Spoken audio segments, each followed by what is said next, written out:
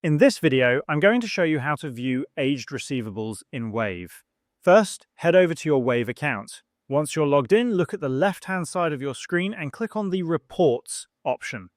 After entering the Reports section, scroll down until you reach the Customer section. Here you'll find the Aged Receivables option. Click on it.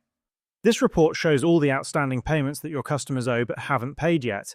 At the top, you can select a specific date to view the report as of that day. By default, it's set to today.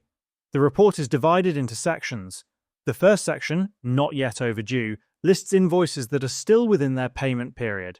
The other sections, such as 30 days or less, 31 to 60 days, 61 to 90 days, and 91 days or more, display overdue payments depending on how long they've been pending.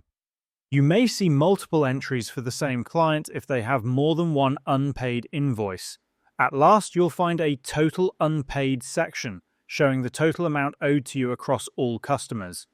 This report gives you a clear overview of how much money is still pending, which customers owe it, and for how long it has remained unpaid. You can use this information to follow up with clients as needed. If you want, you can also export this report directly from this page. And that's how you can view and understand the Aged Receivables report in Wave.